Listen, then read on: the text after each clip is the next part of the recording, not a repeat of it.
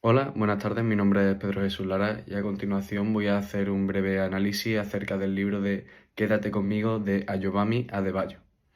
Sin embargo, en primer lugar, antes de entrar en aquellos temas y materias que podamos relacionar con los temas y materias vistos en esta asignatura, me gustaría hacer una breve sinopsis del libro, es decir, narrar un poquito la historia que se cuenta en este libro.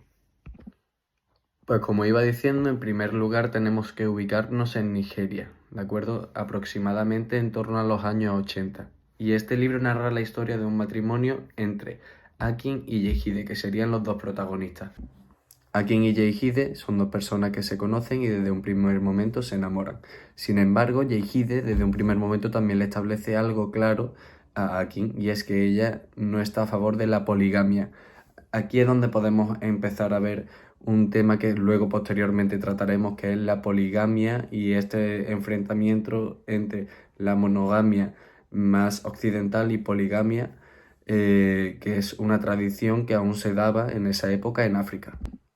Akin no ve ningún problema en que sea un matrimonio monógamo debido a que está locamente enamorado de ella y entonces pues comienzan el matrimonio. Sin embargo, el problema viene cuando ella ve dificultades para quedarse embarazada. En este momento es cuando la familia de él, que es un poco más tradicional, empieza a meterse en el matrimonio porque quieren tener descendencia. Se trata de la madre de Akin, la que de hecho se introduce más en el matrimonio e incluso sugiere a Akin que independientemente de que estén súper enamorados, tenga otra esposa con la que tenga hijos. Este tema desde luego que causa muchas turbulencias en el matrimonio y así se da comienzo a la historia.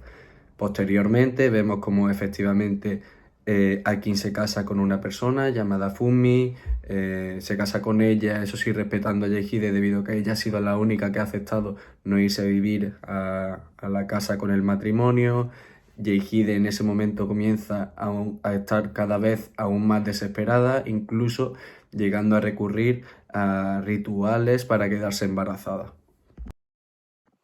Es tanta la pesadilla que está viviendo Yehide y el deseo y la desesperación que tiene de quedarse embarazada, que tras el ritual al que ella asiste está convencida de que se ha quedado embarazada.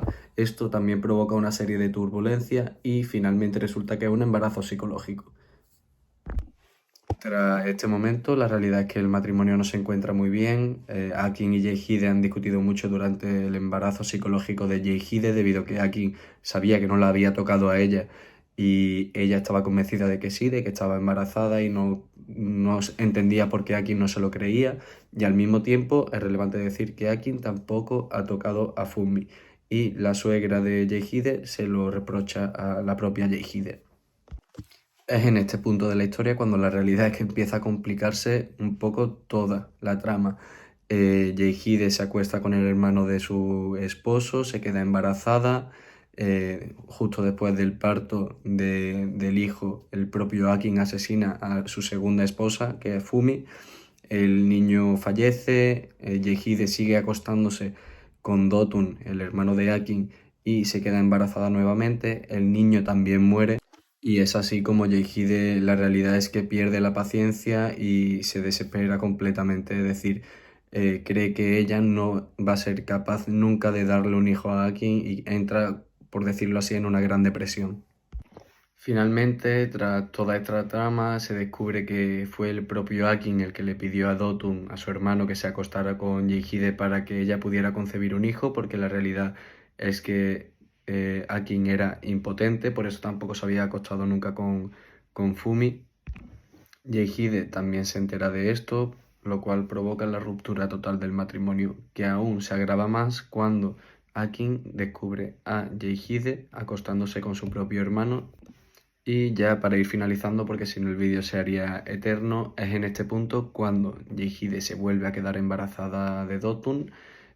Dotun y Akin ya no se hablan porque Akin estuvo a punto de matar en ese momento en el que se encontró con él y su esposa teniendo relaciones, pues estuvo a punto de matarlo. Ella no aceptó esta rebeldía que tuvo y entonces el matrimonio se rompe totalmente.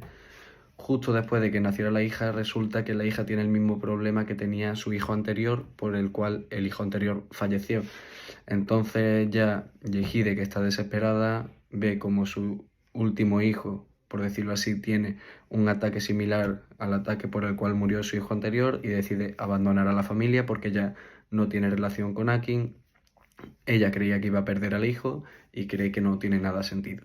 El libro acaba cuando Akin la invita al entierro de su padre años más tarde y se da cuenta de que esa hija sobrevivió y que está con ella y puede formar una familia con ella. Y es en este punto cuando me gustaría comenzar a relacionar ciertos aspectos que hemos visto en la asignatura con aspectos que hemos visto en el libro. Algunos de ellos podrían ser, por ejemplo, lo que hemos introducido en un primer lugar y es la monogamia versus la poligamia que podemos ver enfrentados desde un primer momento en el libro.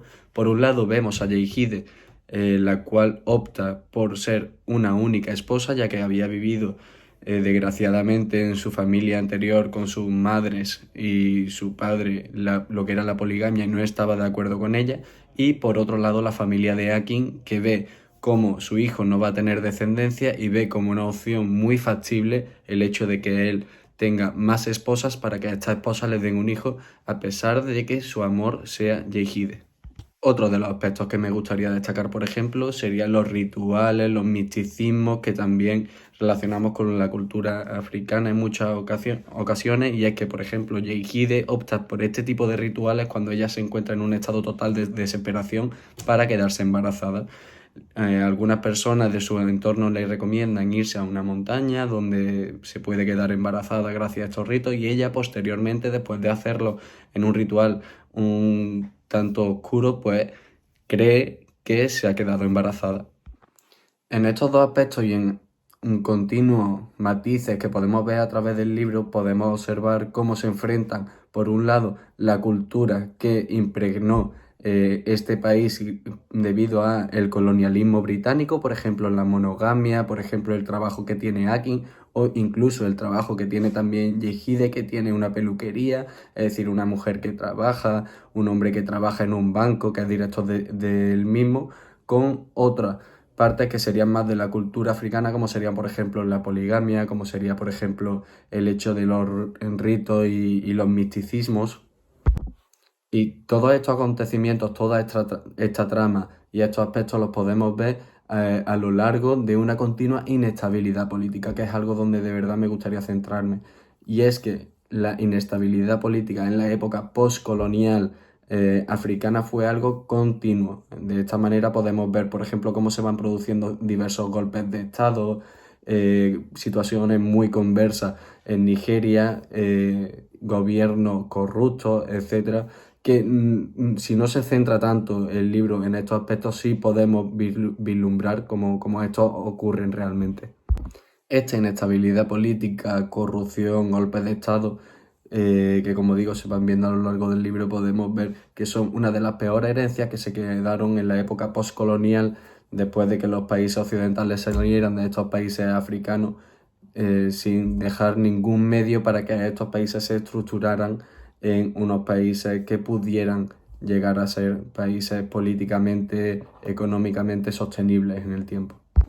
Otro tema que también me gustaría destacar, por ejemplo, relacionado con lo que vemos en la trama, es que la culpa en este caso de no dar hijos al matrimonio de Akin y Yehide es la propia Yehide. Nunca se centra en Akin la responsabilidad de que puede ser él el que realmente es impotente, que es lo que realmente ocurre, sino que la culpa siempre es de la mujer. Es decir, la culpa ha sido de que Yehide no ha podido darle hijos a él y la solución es darle otra esposa que sería Fumi, con la cual tampoco podría tener hijos por el problema que tiene Akin. Sin embargo, nunca se centran en el problema debido a que el problema siempre sería en este caso de la mujer.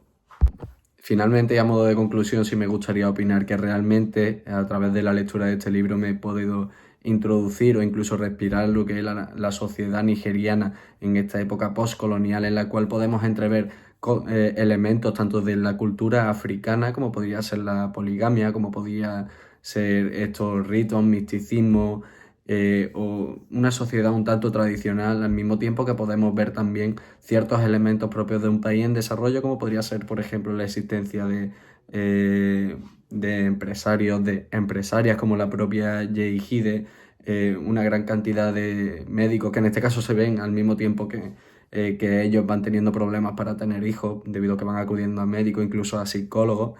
Entonces podemos ver muy bien cómo se van entremezclando y cómo al mismo tiempo también se van produciendo estas inestabilidades propias que había en los países postcoloniales, es decir, en la época postcolonial en estos países africanos. Por lo tanto, podría decir que se trata de una lectura que yo personalmente recomiendo. Me ha gustado bastante.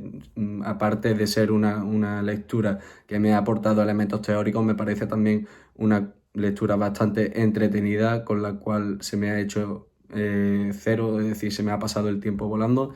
Así que muchas gracias. Esto es todo el análisis y un saludo.